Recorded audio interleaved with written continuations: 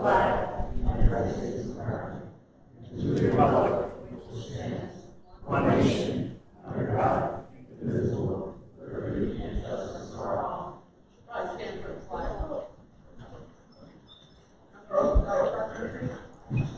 Thank you. You're welcome. We now have an opportunity to have a moment of recognition and appreciation for the cross-country team that went to eight. We want to ask them to, we want to, I thought it was come forward and have them. I'm going to kind of stand sideways here so I don't have my back to people. Welcome, everyone, and thank you to the Board of Education for inviting our cross-country student athletes to this evening's meeting. Our cross-country athletes have a great deal to celebrate from the fall season. Welcome to our coaches, families, and cross-country student athletes that are in attendance this evening. I would like to start off by introducing our coaches. Coach Ian Powell.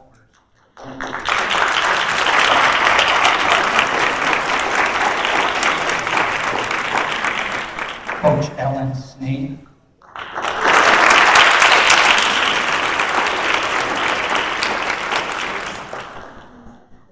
And our head coach, Joe Becker.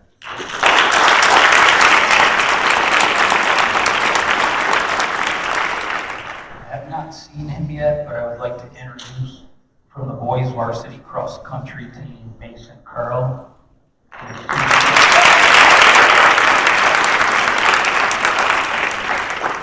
Mason finished in third place overall as an individual in the Section 2 Class C championships, which qualified him to go to the NISFA championships. Congratulations, Mason.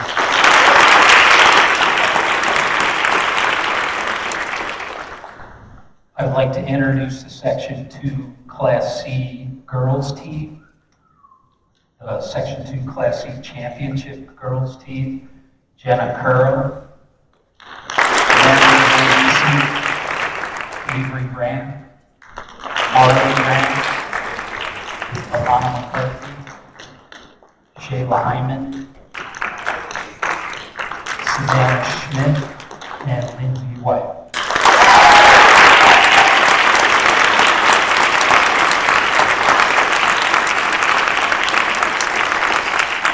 As I stated, our girls cross-country team finished in first place overall in sectionals. Our first place finish earned our team a trip to the New York State Public High School Athletic Association Class C championships. At the NISFA championships, our girls team had an impressive fourth place finish.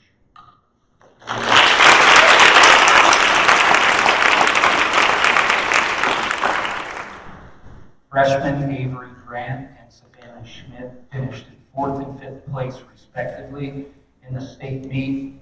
Avery and Savannah's fourth and fifth place finishes qualified them to participate in the Federation meet. The Federation meet combines the 4 high school sports associations in New York State. So all public, non-public, charter, and New York City schools are part of the Federation. And it's not broken down by classification. So it's all the best student athletes throughout the state. The Federation meet is considered a very prestigious event. And in that meet, Avery finished in 23rd place.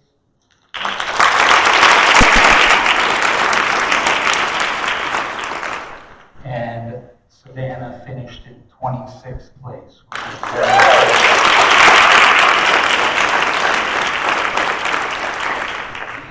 All outstanding team and individual accomplishments by our student athletes.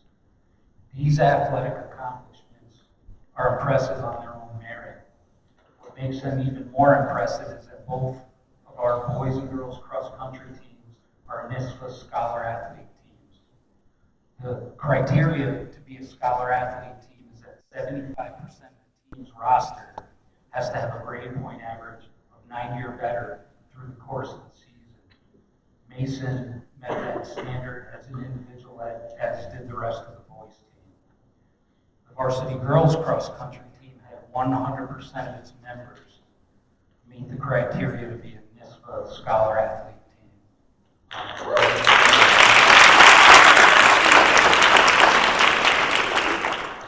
We have a long tradition of success here in Voorheesville in the sport of cross country.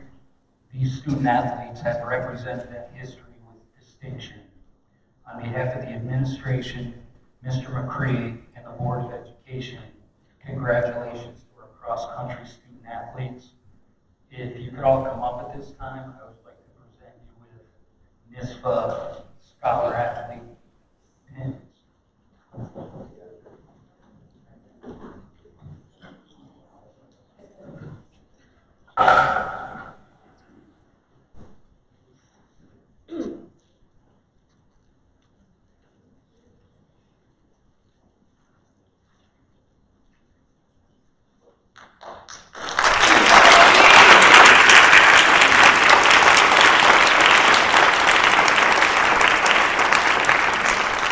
Thank you again. Congratulations, and thank you guys for representing Voorheesville on the stage and taking the honor. We really respect what you've done and what you continue to do all together. Thank you.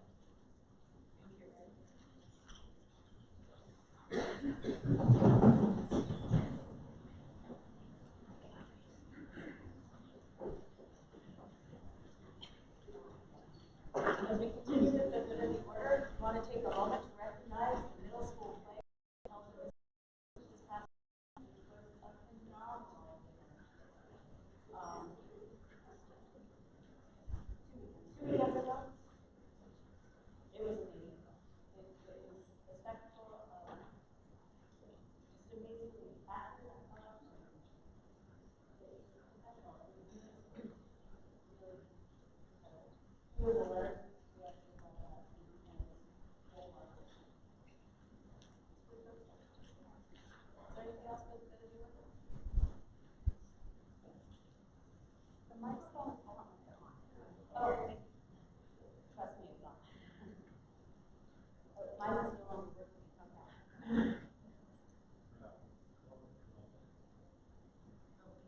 Okay. Okay, so our microphones aren't working anymore. Excited drama. With that, we will move to the opportunity for the public to be heard. When we ask the public to be heard, we remember that this is an opportunity for the public to address the Board of Education. The board will not address specific comments, but to ask for your name and address in the event of a follow-up is necessary. We ask that you come forward to the podium and you state your name before you speak. We do not have a session involving discussion of individual district personnel or students, and we if you do have that to discuss, we ask that you come to the superintendent for their designee during business hours. We also ask that you, as succinct as possible, please stay within 3 minutes if you have something to speak about, and please remember to maintain a respectful and courteous manner to model proper civility and decorum for our students. So if anyone does think come here for some reason to address the board, we ask that you come to the podium here and that no one has anything.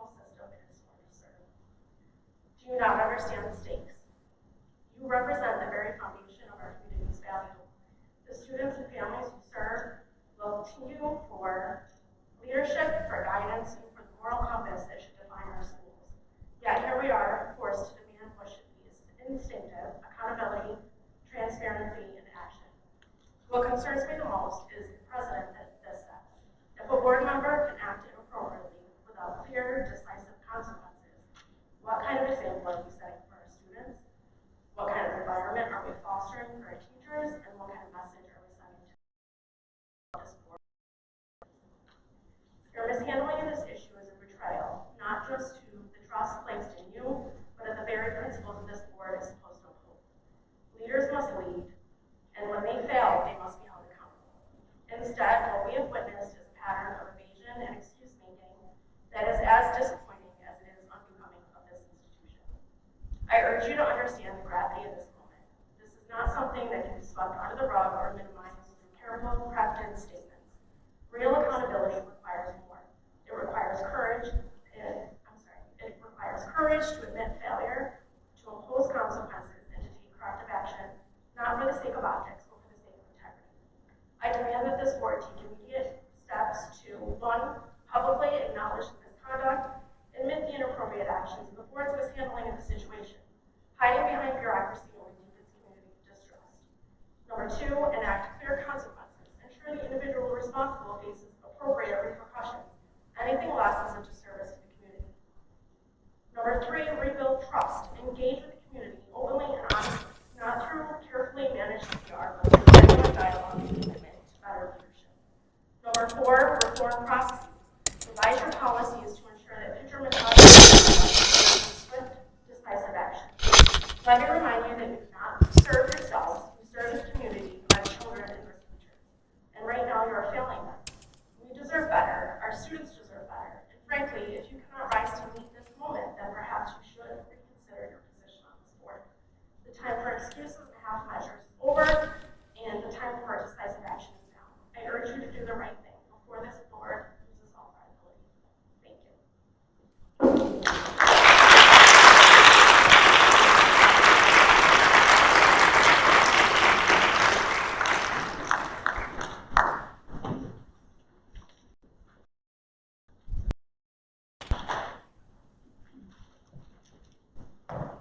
Good evening. Members of the board, my name is Erica Smith, and I'm a parent in the district, and I'm here tonight to address concerns about comments made by a board member that deeply hurt segment of our community, and it is the response that followed. These issues affect not just trust, the board, but also the environment for children are affected for us. Recently, board members' response surfaced claiming that those who voted for our president, our newly elected president, raised their sons to be rapists and lacking morals. These statements were shocking and offensive, and not just for the parents who supported the newly elected president, but for anyone who values fairness. Does the board member genuinely believe that boys in this school district are being raised with the potential to harm others? What kind of message does this send to our sons about how they're perceived by the leadership in this district? This rhetoric is divisive and harmful. It stereotypes children, alienates families, and fosters mistrust in the very institution that is supported to represent all students. As parents, we work hard to teach our children respect and empathy, and we expect them to value others. What's even more concerning is that neither the board members nor the school district has made it clear that boys in this school are inherently seen as future predators or rapists. Failing to clarify this leaves room for harmful bias to take root, and that's dangerous. Boys in the school, just like young women or young girls, can do anything to limit their potential by suggesting that their gender alone makes them inherently dangerous. It's not only unfair, it's damaging. These stereotypes hold back all students and unacceptable to impose them on children, especially in the environment that is supposed to nurture their growth and development. What troubles me even more is the sense of moral superiority conveyed in these comments, and the implication that our children need to be re-educated. Schools are a place for children to learn, read, write, and think critically. They are not places to rewrite or replace the values we as parents instill in our children. When a board member implies that parents in the community are raising immoral children, it feels like not only judgmental, but deceitful. Parents, not school officials, are responsible for instilling moral values in their children. Schools should support and respect this partnership, not undermine it. What makes this situation even more damaging is the perceived authority that this board member carries. On their personal social media accounts, they identify themselves as a member of the Voorheesville Board of Education. By doing so, they directly link these divisive comments to the role of the board, making it impossible to separate their personal views with the public responsibility. As a board member, and by the position that he holds as a lawyer, this individual is held to a higher standard of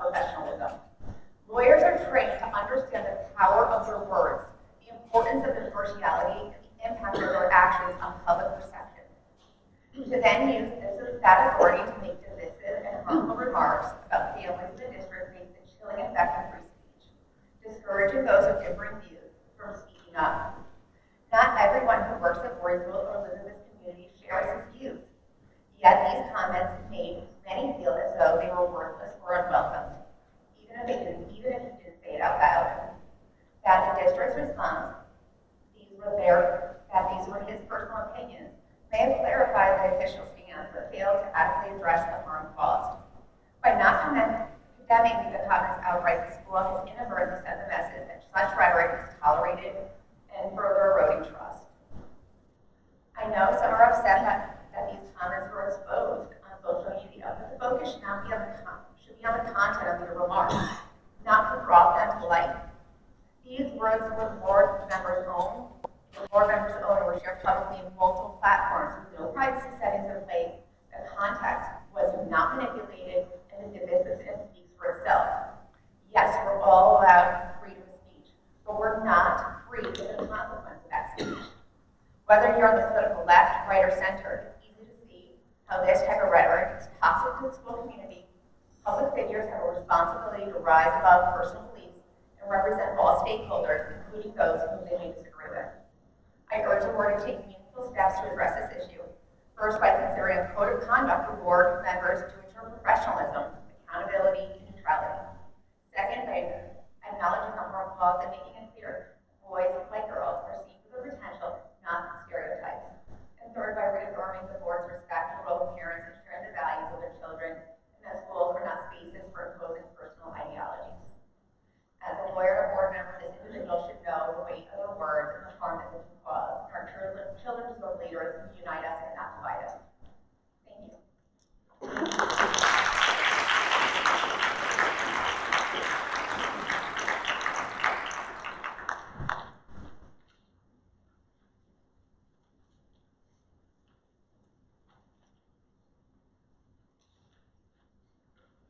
Good evening, members of the board. My name is Amy Hooker, and tonight I'm speaking not just for myself, but for the many parents and community members who share deep concerns about the safety of our schools.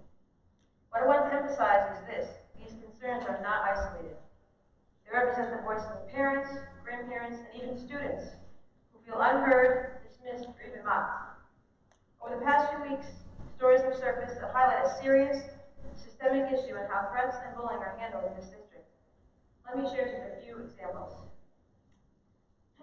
One parent said, "Nothing has been done for years. We all know these threats are made over and over, yet there's no action. How many warnings do we need before something tragic happens?" A family was forced to pull their daughter out of middle school after repeated bullying and threats. The mother said, "They told me there's only so much two guidance counselors can do. How is that an acceptable answer when my child no longer feels safe at school?" Another parent shared, "I went to the Albany County Sheriff's Office because the school wasn't listening. The sheriff told me the district turned down a fully funded school resource officer. How is this putting safety first?" Perhaps the most troubling aspect is the perception of our students. In their own group chats and on social media, it's become a running joke that the school will do nothing to protect them. Use a backpack, use a desk. Think about that. The very students you are entrusted to protect have so little faith in the system that they've turned this crisis into a meme, a joke. These stories, combined with this perception among students, paint a picture of a district failing to take safety seriously. Parents have told us they are afraid to come forward for fear of retaliation. Retaliation not just against themselves, because like most parents, we can take it. But we're afraid for our children, the retaliation against our children in the classroom. One parent asked, "If I speak out, will my child's teachers treat them differently? Will their concerns be dismissed, like mine have been?" We're asking you tonight to recognize that this is not the voice of 3 or 4 nagging moms, but a reflection of a larger, concerned community that wants to trust this district again. Our children deserve better. They deserve schools where threats and bullying are addressed with urgency and transparency, where safety isn't just a promise or talk, it's a reality. Please do not wait until hindsight turns these concerns into regrets that you see on the news like you've seen before across this nation. Thank you.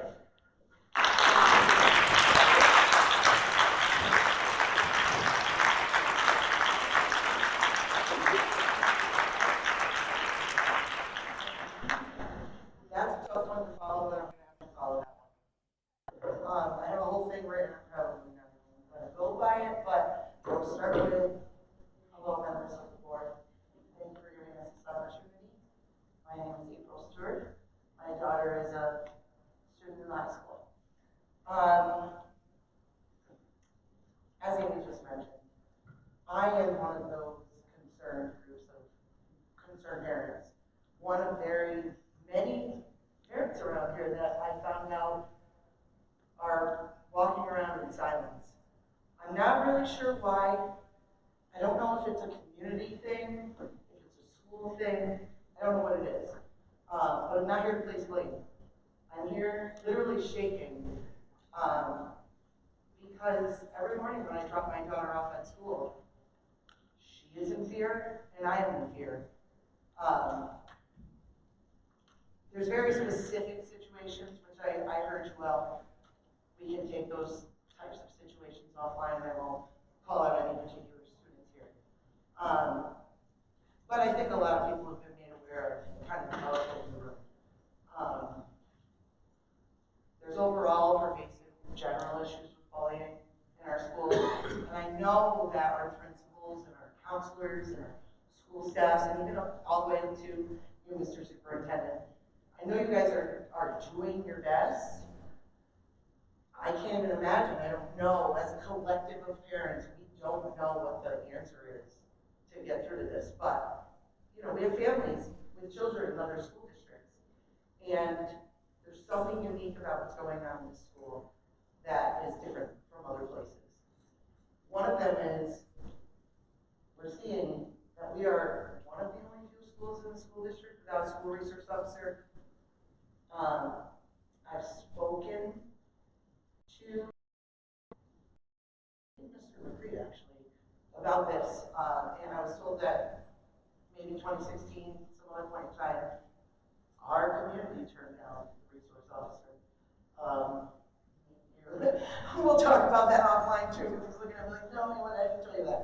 But that was the impression I had. I also had an impression that a school resource officer pilot program was offered to our district, and our district did not accept it. I want to know, and I know this isn't the opportunity for you to give us feedback now, but I would like to have more discussions on what happened when this was last proposed. Maybe I wasn't part of the district head to give input, but what happened and what were the challenges and why don't we have one? Why are we one of the only schools that doesn't? What can we do to get something like that? I want to say I appreciate you guys bringing in the security guard. That's a really big step in the right direction. I don't think that Mr. Foley can do it alone. And I want this back on the table because we're a different generation of parents. We're in a different situation in this world. And I think it's time to really consider security for our children. That, to me, though, is a reactive measure.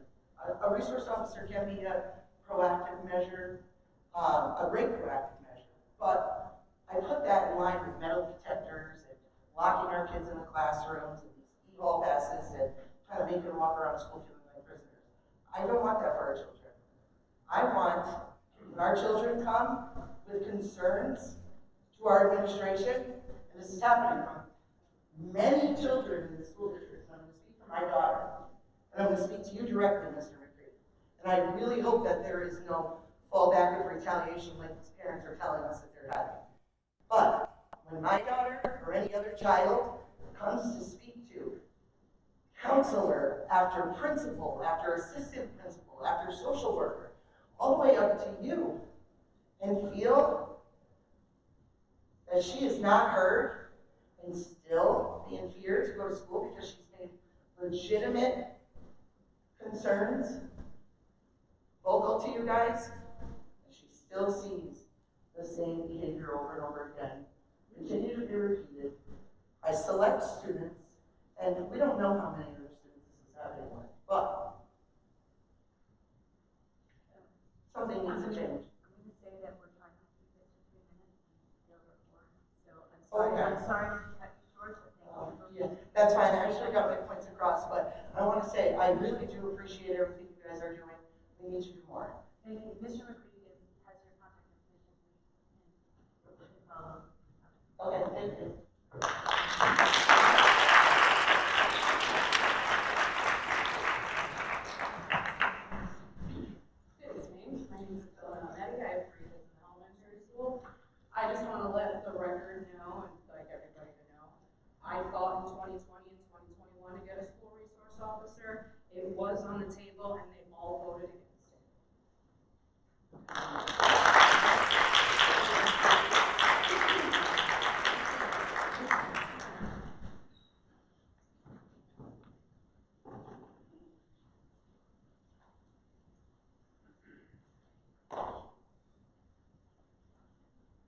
Good evening.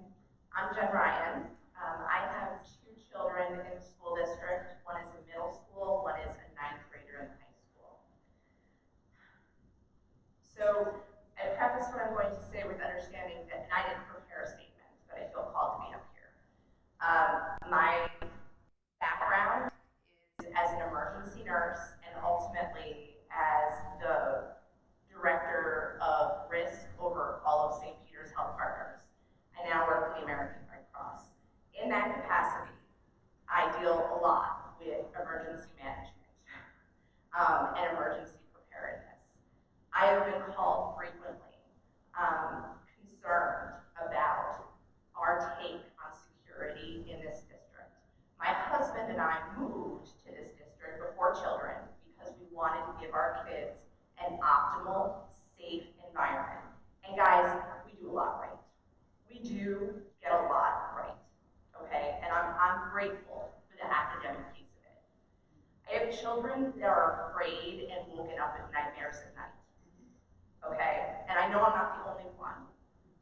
Whether it's a particular student, and sometimes it is, and sometimes it's feeling, and literally these words have been said to me, Mom, but nothing will happen to him. He will be in, and I can't remember the acronym, but basically in school suspension for a day and will be back out. Right. Now, I also will say, I cannot be one-sided.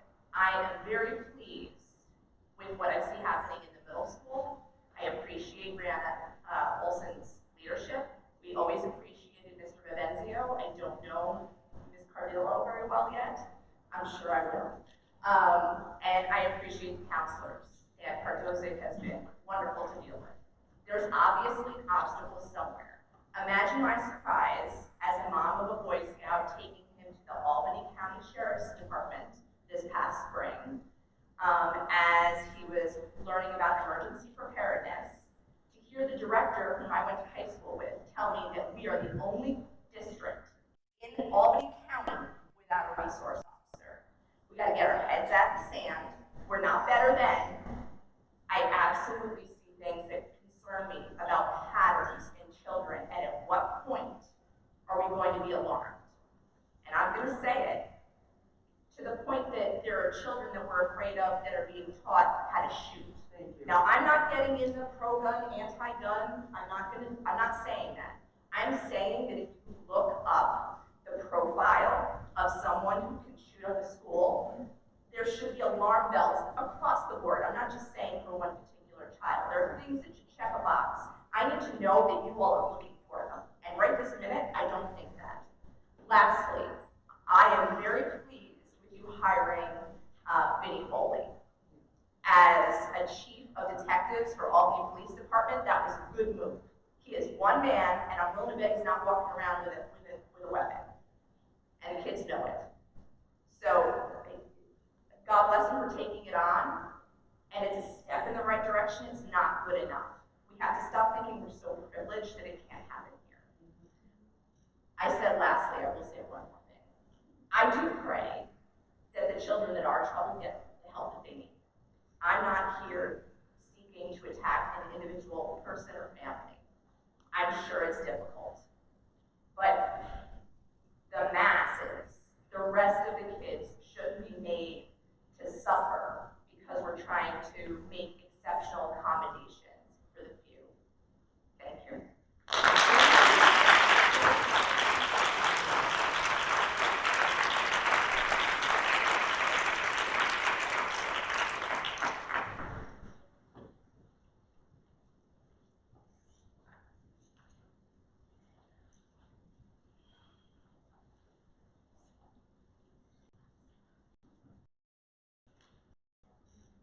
Good evening. I'm the Albany County Controller. My name is Susan Rizzo. I'm a countywide elected official. Thank you for giving me the opportunity to speak before this Board of Education. Warning. The Board of Education has a responsibility to all students for their safety. Parents are warning the board, students are warning the board, warning the district, I encourage the board, the superintendent, as well as the principal of the high school to not only reach out to the county to help, especially to the sheriff's department, to the Department of Mental Health. Take us up on helping resolve this issue. Warning, let's not have a Sandy Hook incident here in Voorheesville. I think Sandy Hook wished they had a warning. Please don't choose to do nothing. Please increase security. I am not looking to blame. I'm looking for a reaction to better the safety here at Voorheesville schools. Thank you.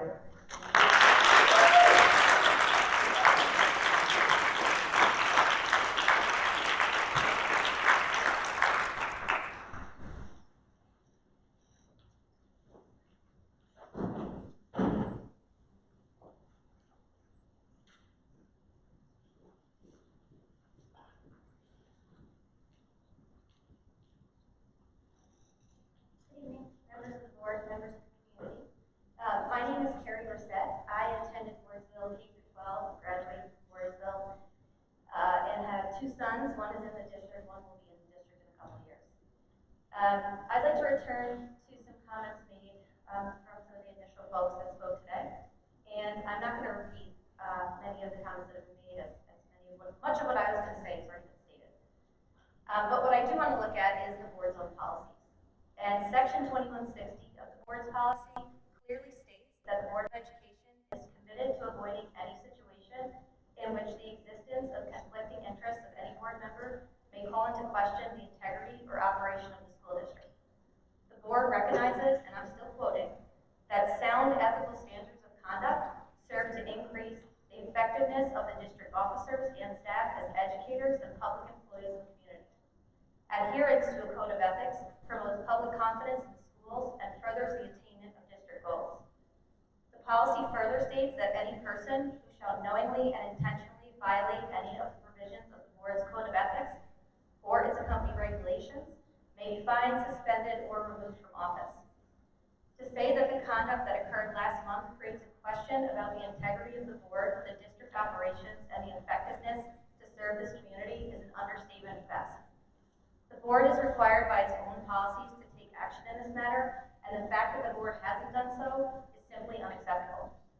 I respect the great work that the board does, but the board is supposed to serve our students and our community, not to protect improper actions of their own members.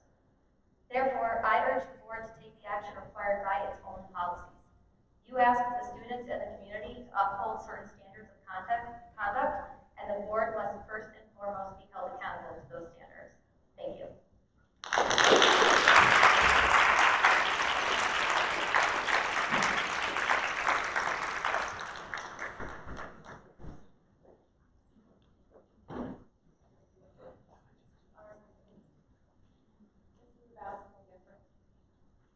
We're speaking about this, I was going to come later, but we're talking about school safety and we're missing something about trap shooting. Trap shooting is considered a sport. It's an Olympic recognized activity, and Voorheesville doesn't seem to hold the same code of conduct that it holds to other sports. So it's a double standard.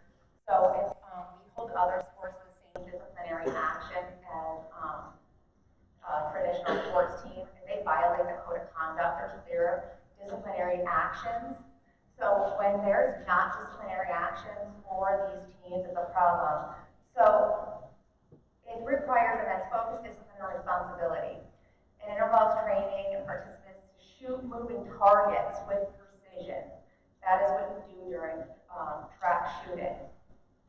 So when we have anybody with a documented history of any type of threat, and we don't hold them to that same high standard, but when a football player is bullied or is disciplined for bullying, and they're not allowed to play in a game, but we do not hold that same high standard for trap shooting, there's a real problem, and we're not looking and holding students the same accountability and the same standard. So we're missing a part of our policy. We're not using even common sense here when we're looking at our policies or our standards.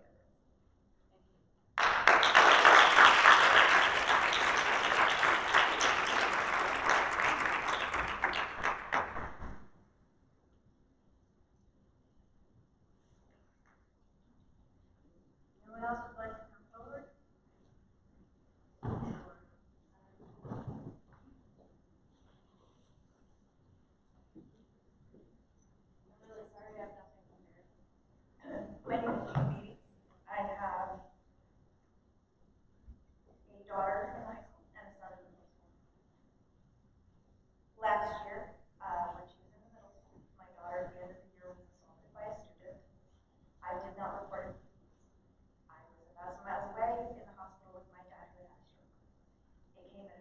time, obviously, there's never a good time for your kid to get hit in the head with a Stanley Cup.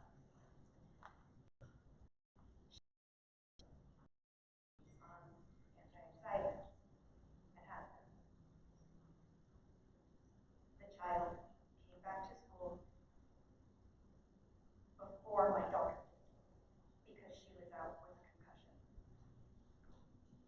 I'd also like to say that I worked for the state education department for 10 years, so I understand there is so much law that says you cannot punish a child in a way that interferes with their constitutional right to education. With which I agree, in theory. But when your kid is the one who's crying, and your kid is on the phone with you, saying, "Mom, come home, I'm dizzy and puking." Yeah. And it is a very isolated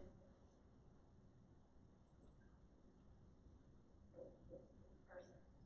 I think you all know what I'm talking about. I think you all read the Facebook posts. Thank you for being involved with our community. I do appreciate it. And I do want to say that I also know that the administrators' hands are tied, and I know I've gone over for 3 minutes. Oh, yeah. Their hands are tied, and I get that in a lot of ways. But you have to understand how scared our kids are. He's in her band class. And this is a really small school and a very small district. And putting somebody out of a band class, I don't think is too much of a consequence. I did not need to get emotional. I did not even intend to come up here. Thank you all very much for hearing me. Thank you all of you guys. I love this school district. And I love our teachers. I love our administrators. But something has to change. Something has to. Thank you.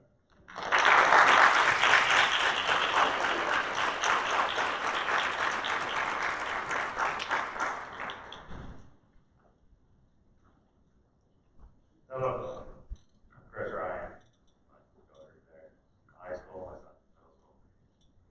And yes, now I'm going to, if I was getting any money with the for Stanley Cup, I'd be arrested and not allowed back in the building.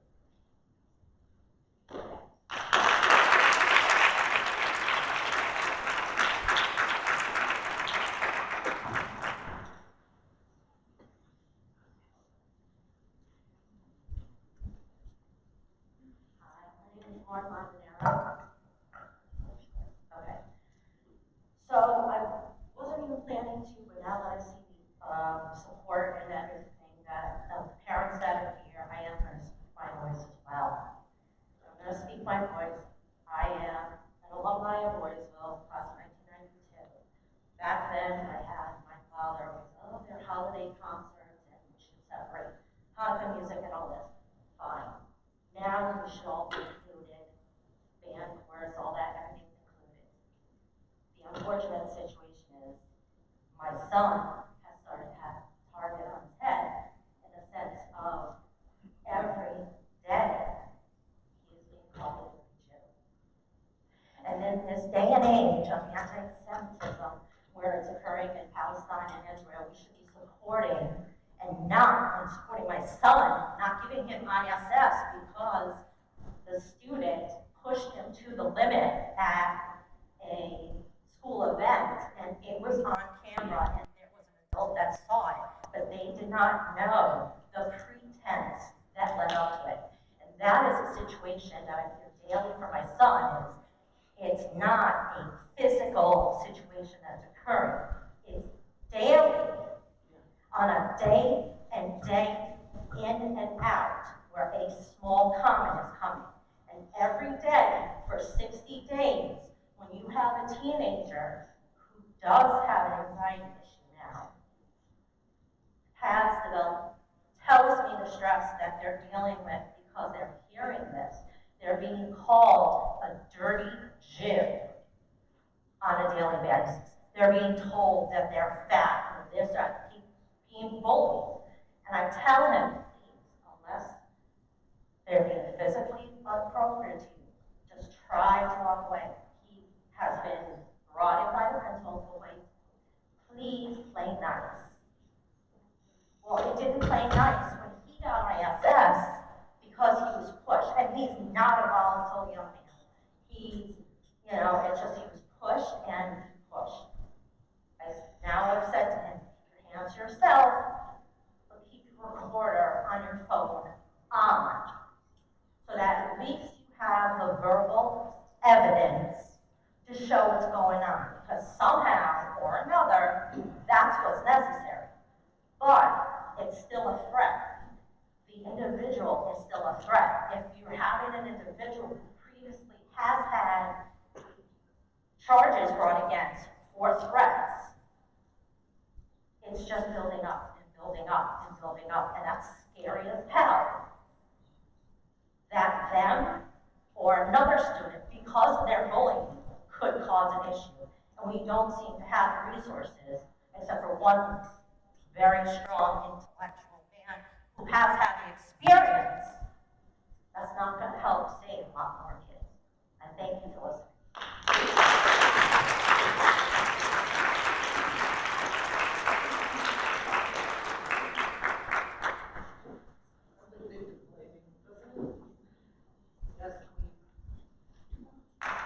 Hi, I'm Bella Van Patten, and I'm a student, and I'd like just come to talk about how unsafe and uninviting our school is. Every day we have to come to this school and be worried about our safety. As a student, I can personally say I've been in the office so many times this year attempting to get something done, but some specific things are like students making threats and don't get dealt with properly.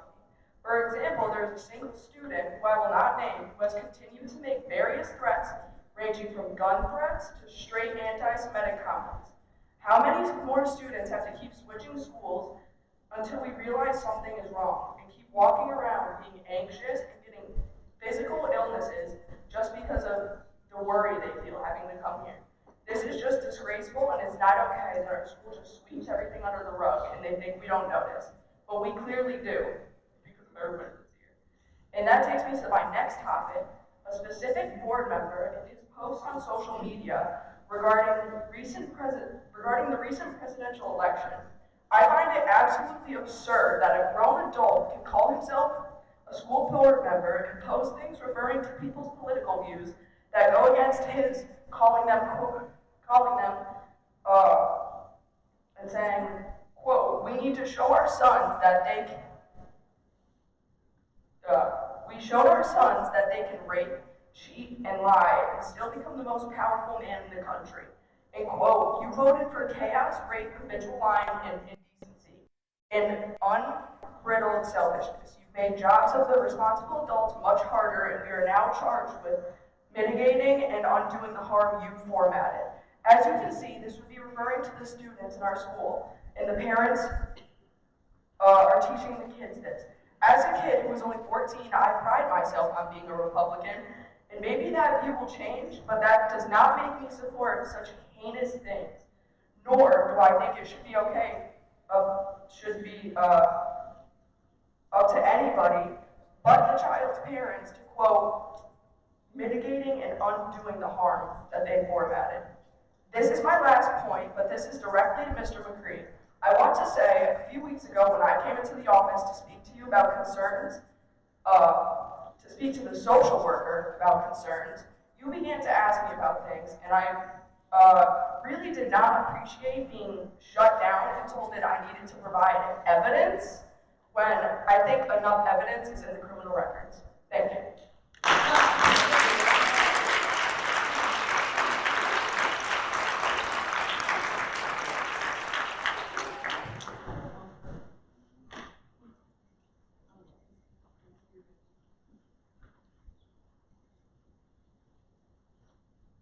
Good evening. My name is Alyssa Dixon. I have to say, I originally came here with something prepared about the social media posts, and I was nervous to come up and speak, but I have to say, a 14-year-old girl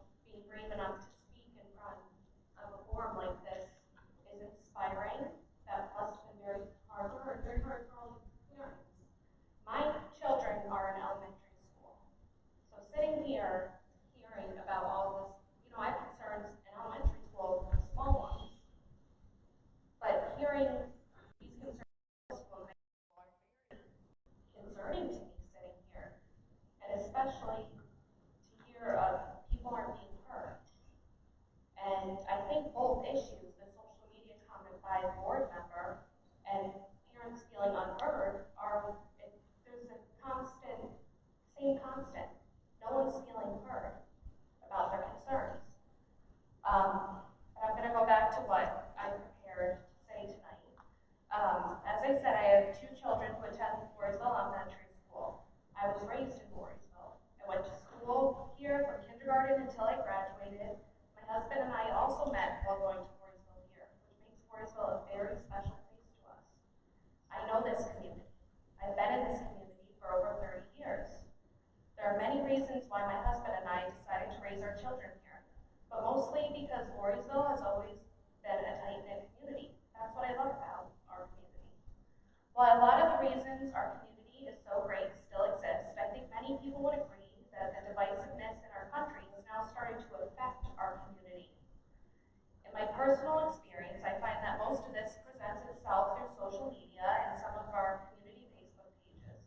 That is why the board member's Facebook post is extremely concerning to me, as well as to many other parents in our community.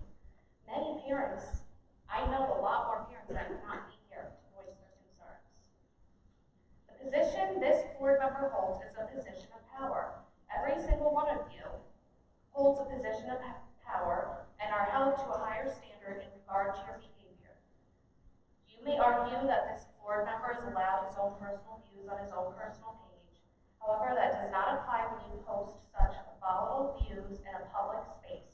Facebook and social media are all public spaces. I think we all know that. Everything you put out there is there forever. This is not a political issue for me. This is a moral issue. It shows an extreme lack of judgment as well as a lack of character. It displays that this board member has extremist views and does not render the proper unbiased to make such important decisions. How can I, as a parent, trust that the board are making the best decisions for our children when you would allow such accusations and grotesque language to be spoken about the parents in our community? When this board member ran for his position, he is quoted as saying, "I believe I can contribute a unique and valuable perspective to the board and on behalf of our community. Above all else, my integrity and willingness to learn and listen will guide me as a board member if given the honor and privilege to serve." End quote. This post has displayed he is not only has zero integrity, but the complete bias reflects that he is unwilling to learn and listen to anyone who does not share his same political views. This makes me extremely concerned for our children's safety. And if I'm being honest, I am also a little scared that my children and my family may be negatively affected or viewed in a certain way because I have chosen to stand up here and voice my concerns in front of someone who shows such extremist behavior, who can't even look at anybody who's talking. I'm almost done. The board deciding not to act in the best interest of our children by standing behind this behavior puts all of your board seats in jeopardy come voting time. I ask that you please hear what we are saying and take our concerns seriously. Thank you.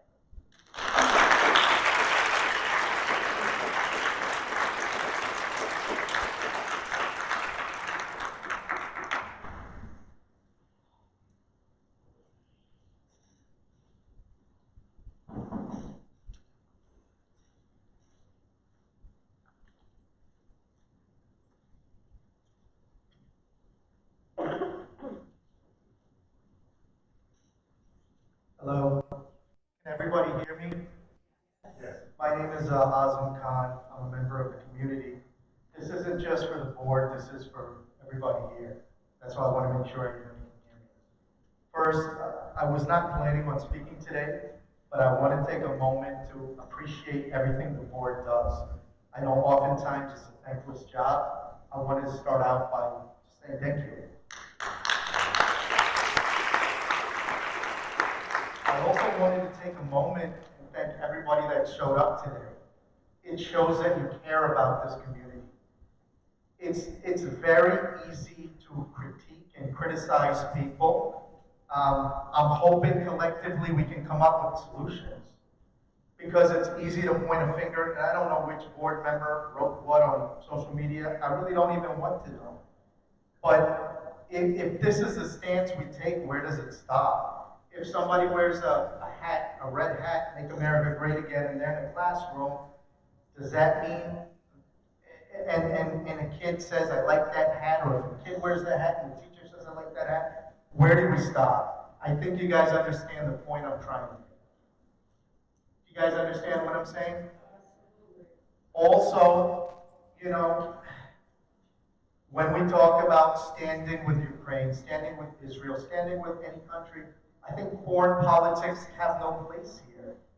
We don't need to project that to the greater community via through email or any other media. We're here to improve our district. We're here to improve the lives of our students. I hope we can really come together and make progress and not point the finger and you know, create these kind of gotcha moments. People have mentioned we're at the most divisive time we've been in this country for as long as I can remember, and we don't want to continue down this path. We want to work with people on both sides of the aisle. I mean, there shouldn't be opposite sides of the aisle. There should be one common vision and common cause that we're always working towards. I'm sorry that there's been anti-Semitic incidents in this school and that this young lady had to endure that. Really, I am. I'm Muslim. I've gone through things I don't even want to speak about today growing up. I feel you on that. As a father of 4 girls, I feel the parents on that too. Doesn't mean we need to take sides, even if we don't agree on every single issue. What it means is we have to figure out resolutions. Thank you guys. Again, I wasn't prepared to speak today, but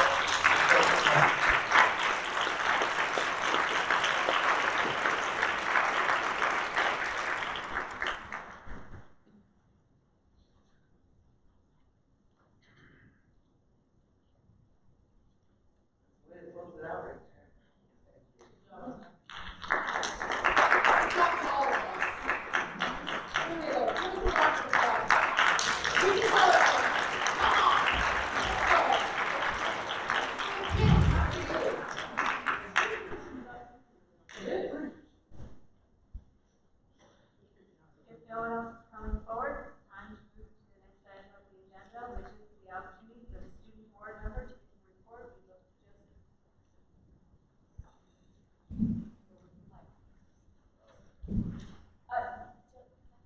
Thank you all for coming forward and speaking. I should say that. I wanted to say that, but there was applause after each person, and I appreciate that. So we as a board do appreciate hearing from the public. We do listen. We do literally hear you. We're not just listening idly. And we appreciate what it takes to come forward. Regardless of come forward. I shook.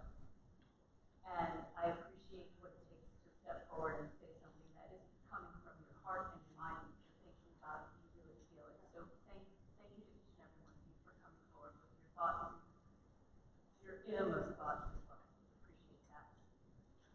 Thank you.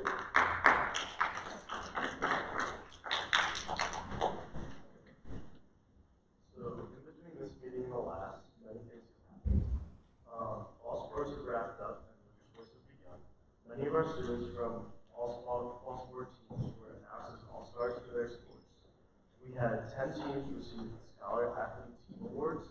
And like Mr. Sapiens said earlier, that means that 75% of the team maintained at least a 90 GPA during the season. The Key Club at the school has started the winter food drive. Last week, the teachers had their own spirit week, and it was awesome to see them all dressed up. And next week, there will be a spirit week organized by the student government, where they'll meet up to a degree.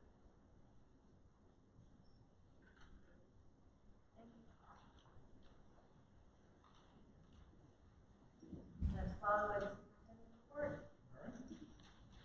So, after acknowledging students and talking about positive things that they've done, this past weekend we had one of our students, senior Leah Kinniski, participate in the All State Music Festival. So it's basically like state for music kids. Yeah, so she was performed in the treble choir. So I just wanted to acknowledge her publicly that that's a huge thing. So hats off to her. She also applied for the music conference. So good luck to Leah as she's applying and studying for that. That's a huge honor. Regionalizations come up. So in September, the board meetings approved regulations and tasked BOCES superintendents with working with local school districts to create 31 regional plans that will be reviewed every 10 years. Now, again, we've talked about this before. regionalization is not merger. It's not, forced conversations. It's also not about forced allocation of resources. It's just about a conversation about maximizing opportunities for students and communities, especially with moving forward with Portugal graduates. So, we've been doing this for a very long time. Capital District BOCES schools and superintendents have been working on regionalization opportunities across the board, from food services to curriculum and staffing to professional development to shared curriculum. You name it, we've been doing this already. The state now is trying to codify this for schools to work on throughout the state. There was a change that came out a couple of weeks ago that made it mandatory to volunteer. And that's why I really can't talk report tonight, because the plan is now due January 15th, and the state's amended its regulations to make the plan voluntary, but the school boards have to make that final decision. So school boards have to make a decision that they want to submit a survey. That survey will be utilized in BOCES, which we do already, and we would be utilizing that every 10 years we have to evaluate it, or school boards can choose not to submit that survey. I will tell you the majority of schools in the area are submitting the survey and moving forward with it. I just want to confirm before I submit, or not submit, what the board would like.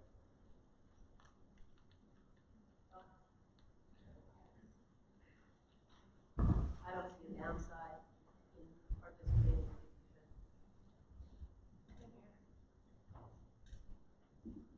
Sure.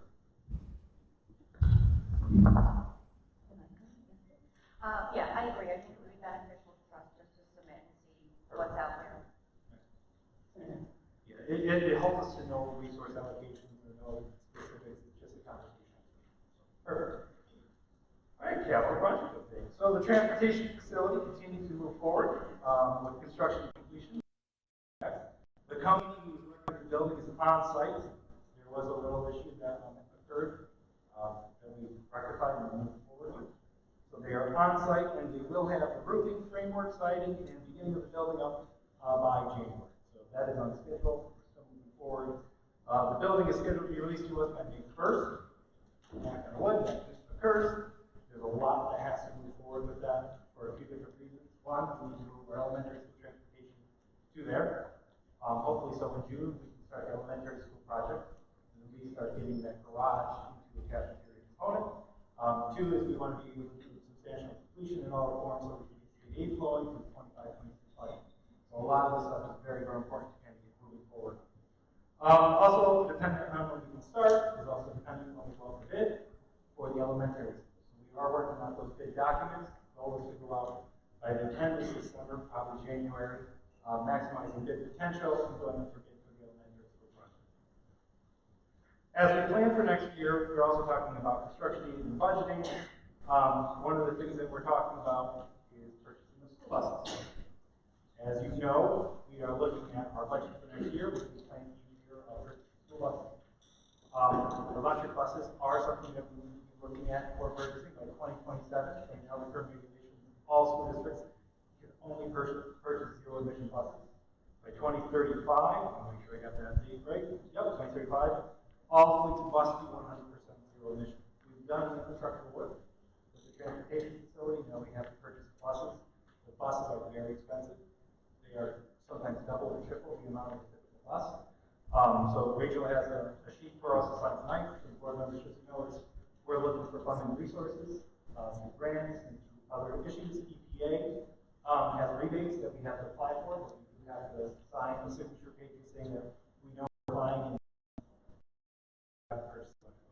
And we know that that's something that we're going to be putting out for bid, most likely with the bank, to at least get one, maybe two, depending on how much funds we get back and what the overall tax burden will be for the community.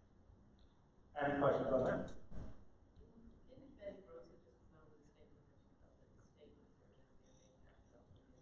There's a lot of statements being made. Yeah. The current regulations still kind of have it as 2027 and 2035. So we go off of that. Thank you. Also part of the voter approved project is the energy performance contract, EPC. That is still moving forward. We have a lot of work happening in that. Currently, the light and pool have been completely retrofitted. If you actually go in, sunglasses now, pretty fun. That's a big change for what it's been for a very long period of time. They've also been moving through, the team's moving through on weatherproofing areas such as doors, windows, expansion joints, putting mechanical insulation in both middle school, high school, and elementary school. And over the next month, they're going to start doing the second grade campus all the LED lights. So they're going to be switching out all of the lights in the high school and middle school to all LED. That will be happening in January, and then some of it will be happening in elementary school, and then more with. We're starting to see a lot of that. Speaking about LEDs and electric buses, electric car chargers. So we have our EV chargers up and running at both of our campuses. So at the elementary school there are two, and at the middle school, high school there are two EV chargers. They are 30 cents per kilowatt for any school or community member, and they are running 24 hours a day, 7 days a week. So they're always there. The elementary school one is pretty good because it's right next to the new business almost. So that is there in case somebody wants to charge their car as they're over at a restaurant. But that is up and running, and we do have a lot of staff members that are personal electric cars, and have electric cars, and also community members who charge. But those are up and running. A little positive news that just came out. Karen Conroy, Director of Curriculum Instruction, she submitted a request to NICEAD to utilize the seal of bioliteracy for graduating students. As you know, we have the seal of civic readiness. So now our students yesterday were approved. Weekend, that we now have the right and ability to utilize the seal of bioliteracy. There is only a small one student at the moment who qualifies for that use. Karen is piloting that program. That seal of bioliteracy is for any student to show dual competency in language. So for ELL students, students who are not native language speakers in English, they can use that to get the seal of bioliteracy. And or students, for example, who have done our AP courses and finalized the project for Spanish, they can also get that seal as well. So it's another endorsement that can be added on to their diploma that we were not able to offer beforehand. So hats off to Mrs. Conrad for getting that going. Another neat thing that occurred, it's also on the agenda, is we have applied for 2 grants, all of the Improvement Initiative grants, and we have received all of those grants. So that totals over $21,000 that we're receiving from Albany County for the next few years. And we appreciate all the support. So do we now have enough for our mascot? We do have enough now for mascot and also for Sweetheart Heroes, which was brought in that the students really like and the staff like as well. We do have enough to offset that so we can use funds for other things as well. So support those programs. And that is all I have. Thank you. That was item 4.1, minutes of our November 4th. Would anyone like to discuss or second? Second. All in favor? Aye. The treasurer's report. Does anyone have any questions, comments, or want to move it?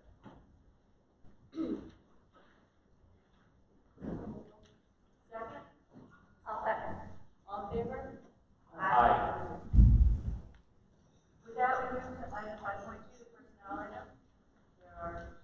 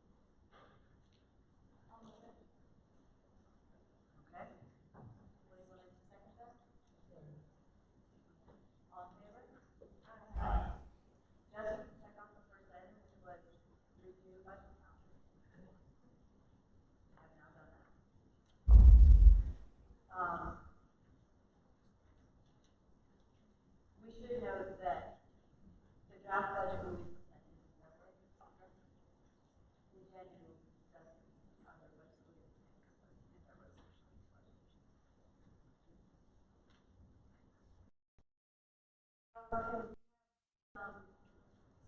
and obsolete items. Would anyone like to discuss some of these?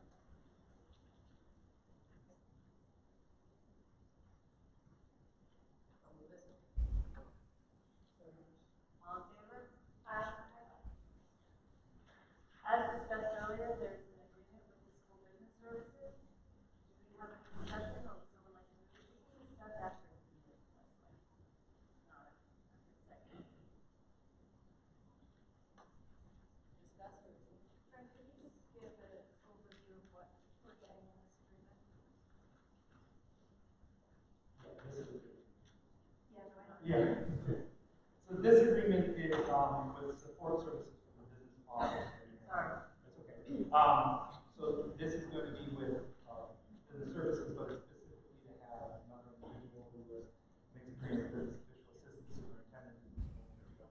Who Lisa also knows as well, and who I've worked with in the past to help support the district moving forward. We have the services that Lisa is using tonight and conversations with. We love her. She's wonderful. Lisa is one person and retired, and only has worked 3 to 4 days for us, and is focused on a lot of tasks. So to help support Lisa and support the business office, this is an hourly wage to be able to help us get those services. For example, to make sure that our filings for the elections, we can maximize all of those flexibilities. So this is kind of support to help on new projects. That would be a little bit larger for somebody to do on a 3 to 4 day basis, but still allows the district to be able to be making forward as a street finance.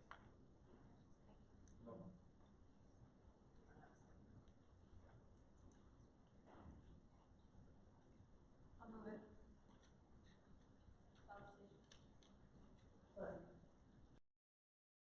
Conversation.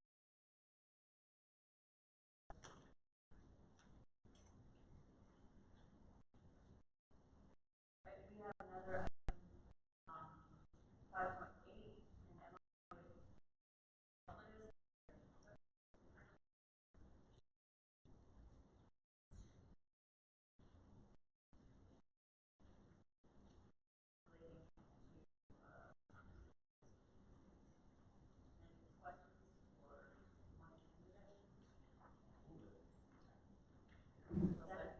all right, all in favor?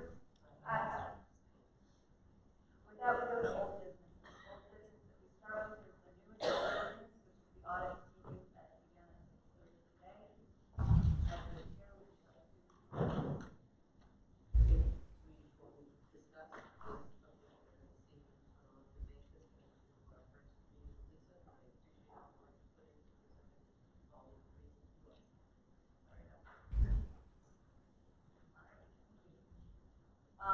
we members of the curriculum committee? We can. So at our most recent meeting, we went over quite a few things. First thing that we took a look at was data from state ed regarding our scores on the 3 through 8 ELA assessments. And across the board, again, Voorheesville is consistently performing above the state average. That's excellent news. The next thing that we talked about was the reading program that was fairly recently adopted, Wonders. As of right now, 90% of staff have given a 4 out of 5 for their comfort level with Wonders. They seem to be very happy with it so far. Of the staff that are using Wonders. The staff that responded to this. Yeah, that responded to the survey. Yeah. How many staff responded to this survey? I know you like questions. I don't. But thank you for asking. As with any new curriculum item, there is an instructional coach that comes and meets with our staff that is implementing Wonders, and the instructional staff, their coach said that sometimes when something new is implemented, you'll see implementation dips, meaning, achievement might go down a bit, and she said that has not occurred with any of our students using Wonders, so that's good news. Next up, we went over, there were 2 new proposals, one from AP Language and one from English 10 Honors, just to simply adopt a different novel each class, just to freshen up the curriculum a bit. We took some time to discuss the redesigning flexible seating that has come in. And again, it is not just different seating, it is different instruction by the teacher. So where they're at right now, in October, we had a consultant visit from the company that we get furniture from. And then in November, most recently, the cohort of teachers that are interested in that went to visit a neighboring school district to see theirs in action. Yes, sorry. Some more feedback and input from them. In 2024, Voorheesville Elementary School started working on its computer science and digital fluency standards. And last but not least, we went over the restructuring that has occurred for the middle school lunch period. That was the topic that was discussed. And, sorry, way too many papers. Okay. So as of right now, changes that grade 7 and 8 now have a full lunch period. It's not split up. There is a scheduled academic responsibility time where students have designated time during lunch to catch up on assignments. And perhaps most importantly, there are now flexible options for socialization and recreation. So students may choose to do other activities if they do not have work to do or if they are now done eating, weather permitting, or what's available, they have options. Any questions? I really can only imagine because I know changing a schedule, a master's schedule, is quite an endeavor. So I do appreciate those efforts that must not have been easy.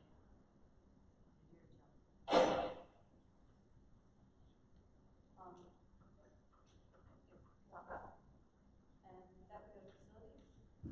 We did not meet that. We meet tomorrow. We did, right? And policy. Yeah, thanks, Rachel. Given the timing between our November meeting and this meeting, we were able to meet twice. So we've met November 25th and December 3rd. So there are a number of updated policies on the agenda tonight. I can walk through those now, or what do you get to? What do you prefer?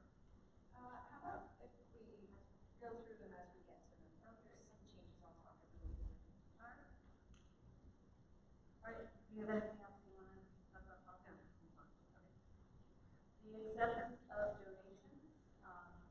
We have two donations being offered to us, a 3D printer and money from Hanford Health Fund. Before we thank anyone,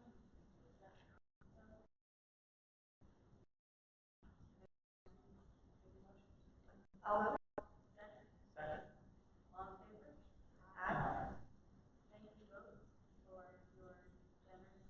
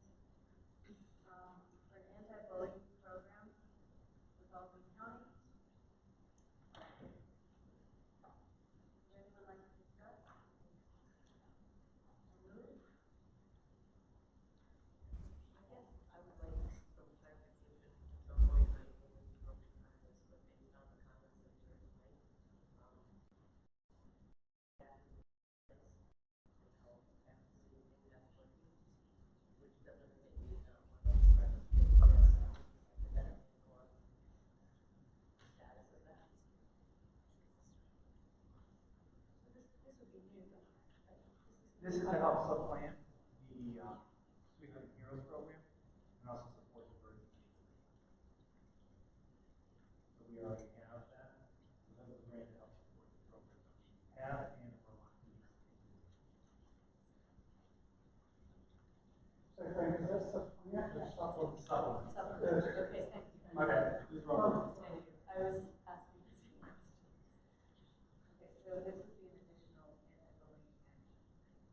It will, the Sweetheart Heroes program we utilized funds yet last year. It was Hearts and Ed money.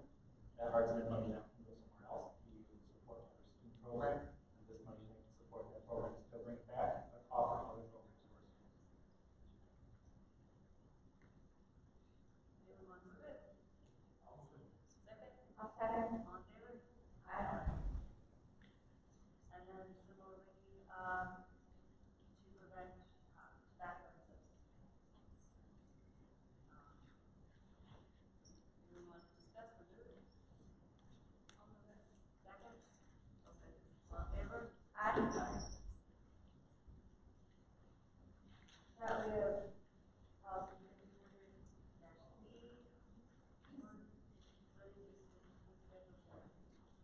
Yeah, so we made changes to this to reflect a change to our normal operating hours. We mistakenly had Saturday for indoor facilities as a normal operating hour, and the school does not actually operate on Saturday. So we made a minor change there. We changed the operating hours. We asked the question, how the fees for facilities usage are applied, and that will stay on our radar as a potential future review of this policy again. Frank has met with a number of the groups that use our facilities to explain our current approach to applying those fees.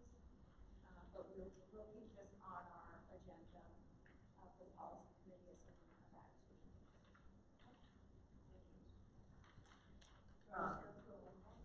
Yeah, let's go on and discuss them and then move them all together. Were there any conversations?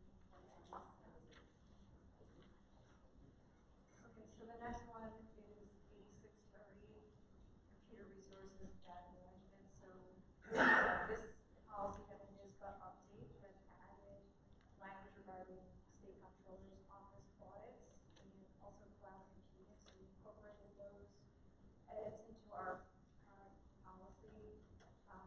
We also, through discussion, expanded what constitutes computer resources. And we included cell phones in there since we do have employees with district issued cell phones. So we included those within the policy as well. Questions on that? Anyone has questions? Bring them forward. Sure. Okay, so the next one is 8636, artificial intelligence. So this is the second read of the policy that we reviewed last month. We asked for feedback. We didn't receive any feedback. So the policy is, as you will remember it from the November meeting. Next up is policy 1120 and the regulation of 1120R, as well as the two exhibits, E1 and E2. And this is regarding school district. Added new language that is required. Employee notification of disciplinary records. And we also expanded the language in the current policy regarding litigation holds and how those need to be implemented by the district. And litigation hold essentially is when the district is obligated to maintain records if they're anticipating litigation or there's actual litigation against the district. So those changes have been incorporated into the policy in red. As far as the exhibits, you'll see the next item is to abolish E3. So E3 was a template for agency or school district response to a request for records. So what we did is we combined our current E1 and E2 into E1, which is basically the request form for requesting district records, and then we made E2 our current and updated template for responding to requests for district records. Seems like you made it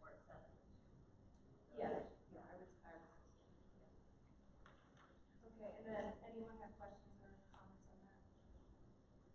Okay, and then the next one is policy 2245, which is the student member policy. And we were ahead of the curve, which we knew, in adopting a policy allowing for a student board member that has now been signed into law by the governor this past summer. But when the law was signed, it made certain changes in the law that conflicted with our policy. So we've updated our policy to make clear that any student doesn't have to be a senior. The student has to have attended the district for 1 year only, not 2, which is in our current policy. And the one substantive change that we made as decided to expand eligibility to essentially any student who meets those other 2 criteria. So we removed what's in our current policy that limits who's eligible to a student who's part of the National Honor Society or Key Club. We took those provisions out. So now any student who meets the other criteria and goes through the selection process will be eligible to be appointed by the board. And that covers it. That's a lot of work. Very much.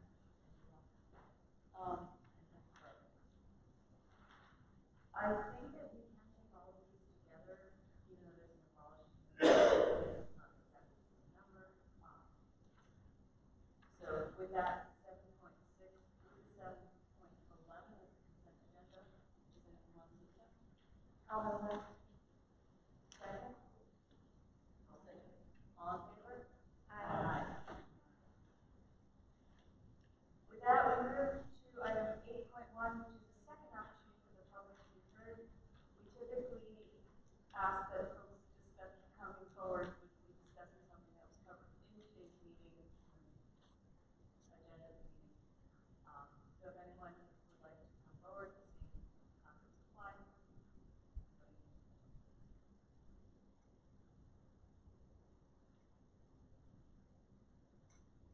And now we have the second opportunity for the board to be heard.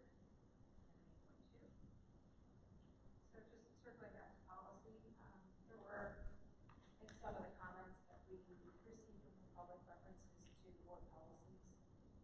Those, at least the one specific one that I'm recalling, is not currently on our agenda.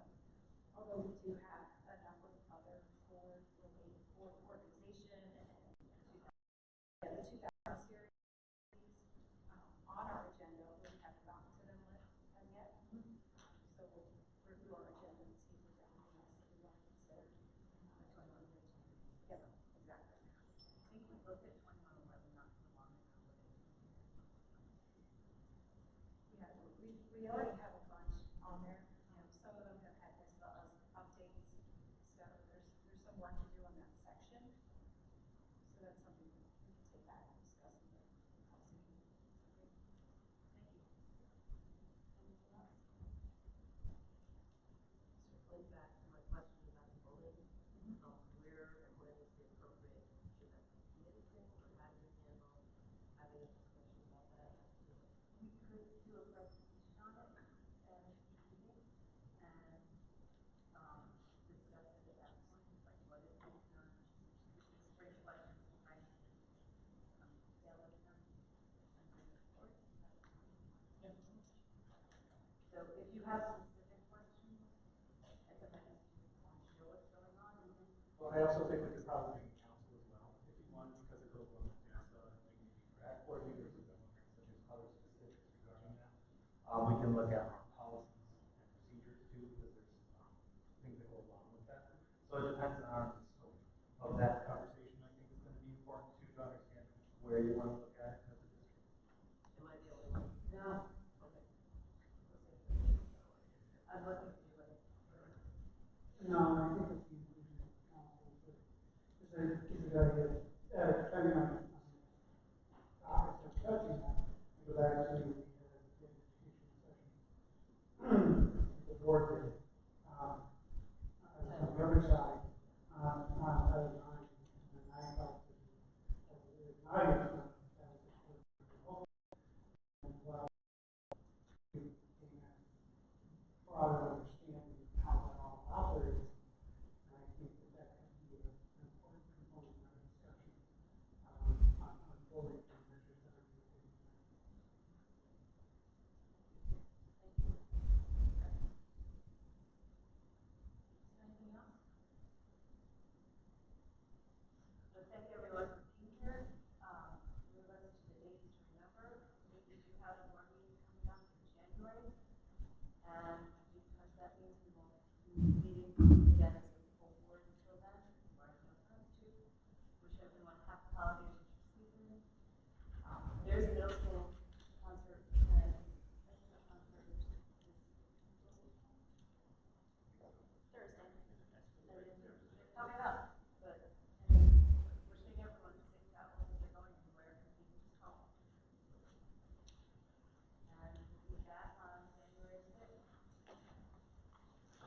Um,